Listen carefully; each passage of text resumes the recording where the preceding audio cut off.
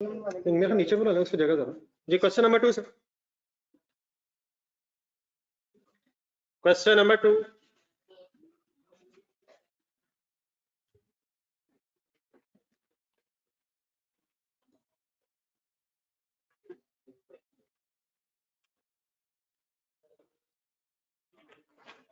जी question number 2 start कीजिए। Time में बेटा बहुत ज्यादा, इंशाल्लाह तीसरा भी होना है इसके बाद। नहीं लेकिन ये वाला तीसरा इन चलाऊंगा क्या, एक और तीसरा ढूंढता हूँ। अल्हम्दुलिल्लाह टाइम मेरी तरफ है, सॉरी हमारी तरफ। Spyware limited is a Pakistani company involved in private investigation and supply of related products.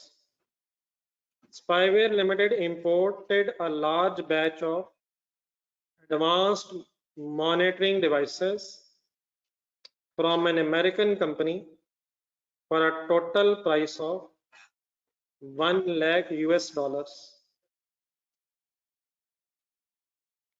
The advanced monitoring devices were ordered from American company on 25th March, shipped on 15 July 15, bracket underline करना, and arrived in Pakistan on 25 July.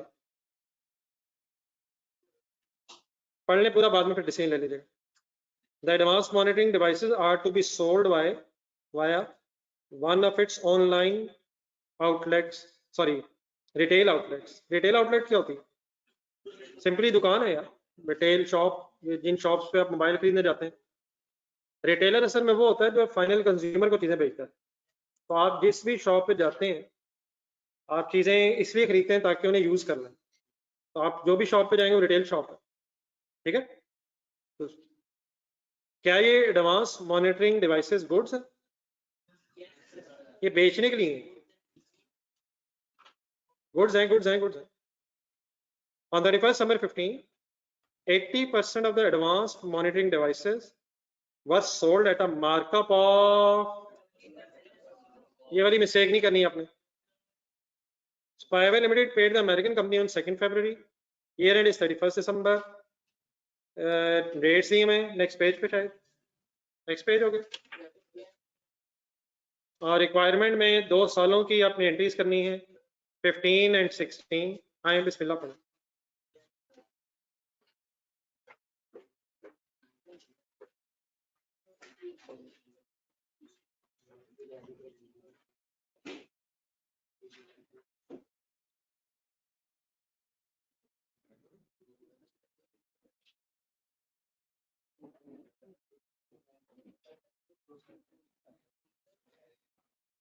Ji business name वगैरह लिख लें, ये लिख लिया करें, कर ली जरा याद रखा करें। बिजनेस नेम स्पाईवेयर लिमिटेड है, पाकिस्तानी कंपनी भी ज़हन में रखें। रुपीज आपकी फंक्शनल करेंसी है।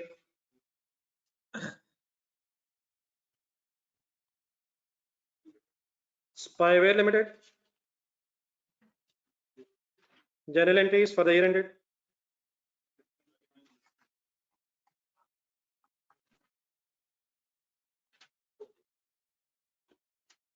Journal entries for the year ended.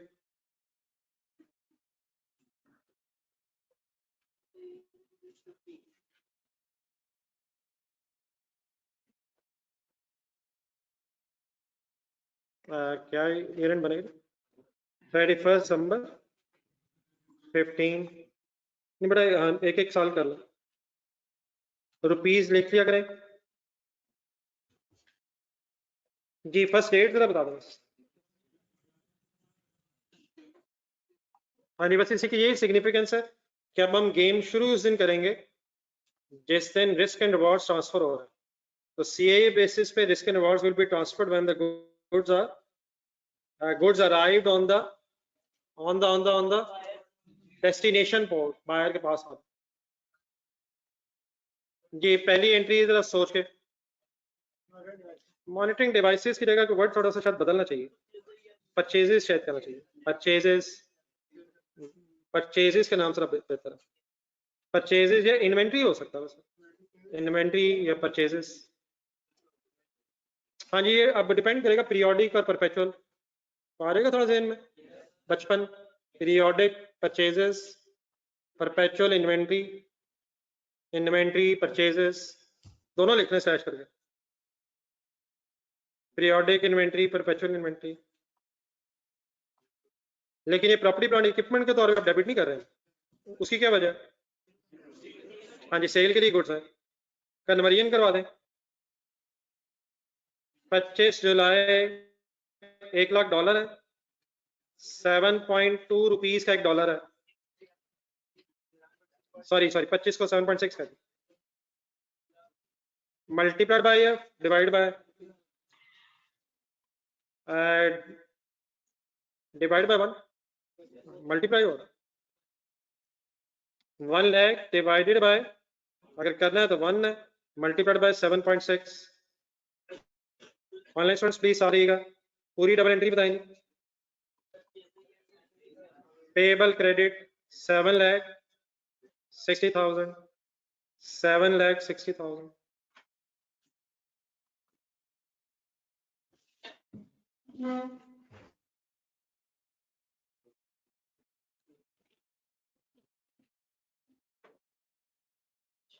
Next date बताएं, नेक्स्ट डेट काइंडली 31 दिसंबर 15 पे रुकने की वजह, 31 दिसंबर 15, कंसंट्रेट कीजिएगा फुल जरा। असल में बेटा ठीक है 80% हैड बीन, ठीक है on, 80% of the advanced monitoring devices had been sold. बेहतर यही रहेगा कि जरा मेरे साथ से वर्किंग कर लें।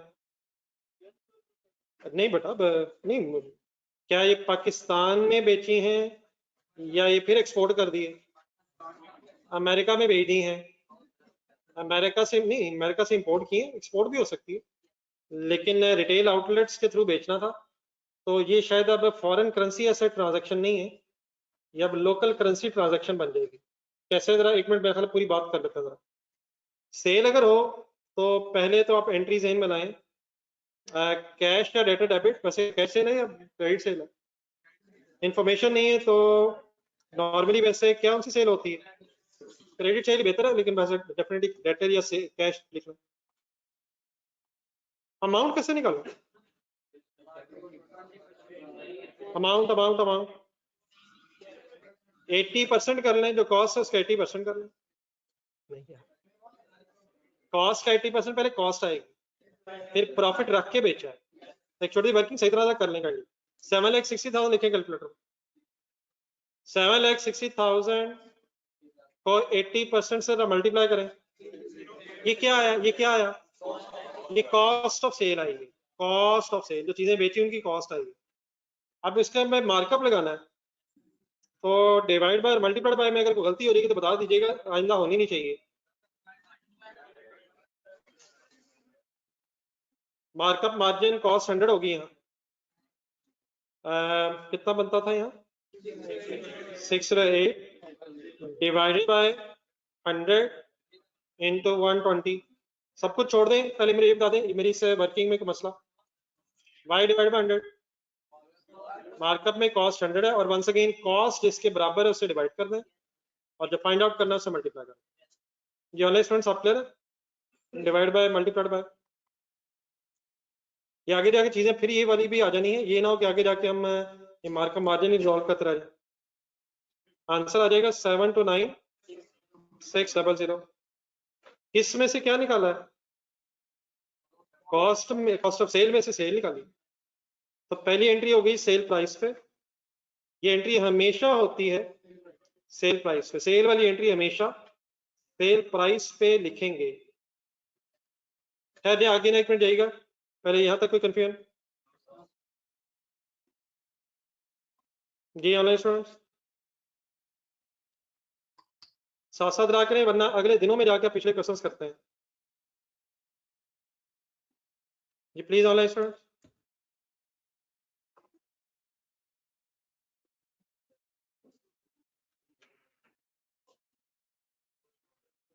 जी अब एक आपने यही शायद पहले बात की थी, अगर बेटा कभी भी इंफॉर्मेशन हो क्वेश्चन में तो इन क्वेश्चंस में सेल के साथ अगर इंफॉर्मेशन अवेलेबल हो जाए तो कॉस्ट ऑफ सेल की एंट्री भी कर लेनी चाहिए।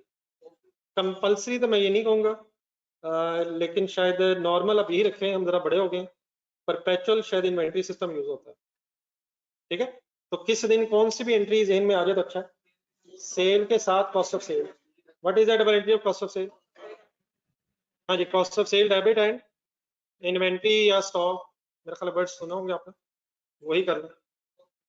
हाँ जी, लेकिन ये एंट्री डेफिनेटली कॉस्ट प्राइस पे।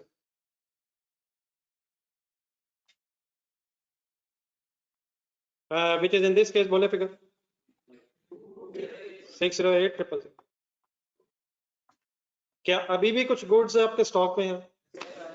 और जो गुड्स स्टॉक में होती हैं वो कॉस्ट पे ही रहती हैं, ये भी क्लियर रखिएगा। मेरे ख्याल आपकी क्लास में, कल किसी और क्लास में, स्टॉक जो है ये सेल प्राइस पे रिकॉर्ड नहीं होता। स्टॉक रिकॉर्ड होता है at a lower of cost NRV, और एनआरवी पे भी तभी रिकॉर्ड होता है अगर वो कॉस्ट से लोअर हो, और वो वर्किंग आप तभी करेंगे क्योंकि कोई इंफॉर्मेशन, वरना बाय डिफॉल्ट आम हालात में यही अज्यूम करेंगे कि एनआरवी कॉस्ट से ज्यादा है। It means we are expecting profit in future. हिम्मत क्या करें, हिम्मत। एक एंट्री शायद रहती है अभी ईयर एंड पे,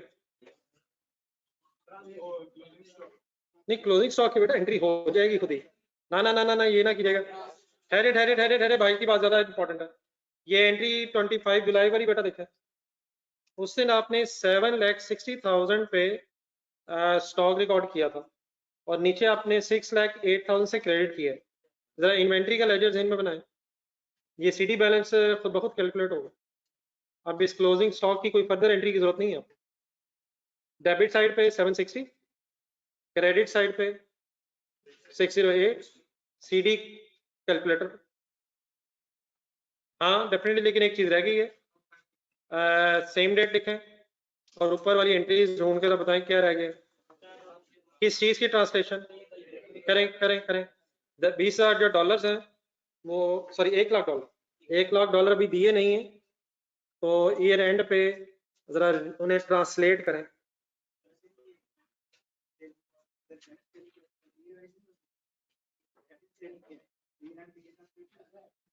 नहीं ये पाकिस्तान में की है, पाकिस्तान से बाहर की है, तो जान दे यार। पाकिस्तान से अगर बाहर क्रेडिट सेल है तो ये भी होगी, लेकिन ये पाकिस्तान के अंदर ही शायद है।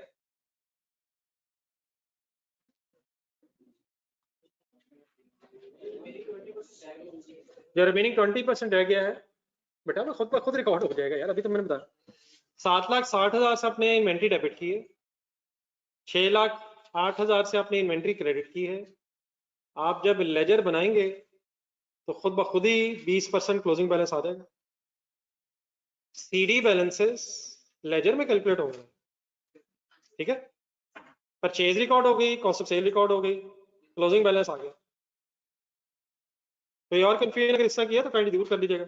ये चीजें तो मेरा ख्याल है मैं अंडरस्टूड अज्यूम करके आगे चल पड़ूंगा, लेकिन बात नहीं, अगर कंफ्यूजन है तो दूर कर लो, इन दिनों में शायद ये हो सकता है। ये सर जी क्या तरीका होता है, कितने वाला रिसीवेबल कितने पे, सॉरी कितने वाला पेबल कितने पे मेजर हो रहा है? 1 लाख है, मल्टीप्लाइड बाय 7.1 रेट है जी, स्पॉट रेट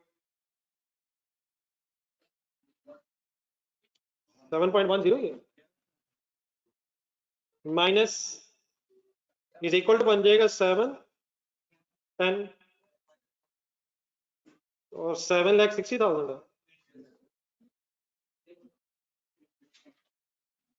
लॉस हो रहा है, वही लाइबिलिटी कम हो गई है। लाइबिलिटी कितने से कितनी हो रही है? 760 से 710 पे जा रही है, तो पेबल डेबिट 50,000 एंड गेन बन रहा है, लाइबिलिटी कम हो रही है।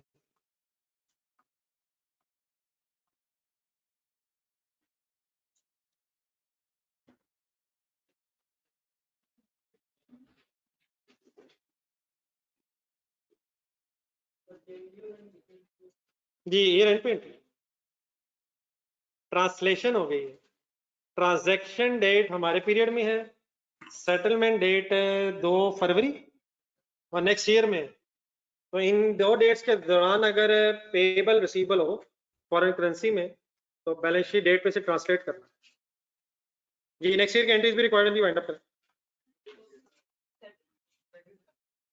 जी। हाँ जी, फॉर द ईयर एंडेड 31 दिसंबर 16, उसमें 2 फरवरी वाले दिन वाइंड अप करें।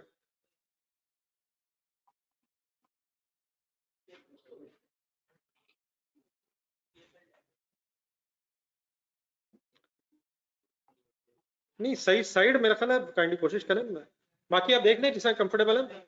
मेरा गुमान ये है कि शायद रेलिवेंट अगर जगह से सही स्टार्ट हो जाए तो दूसरा इजी हो जाता है। हाँ जी, पेमेंट होनी है $1 लाख की एट रेट ऑफ, अब 6.9 हो गया, तो 6.9 से मल्टीप्लाई करें तो 6,90,000 हो जाएगा।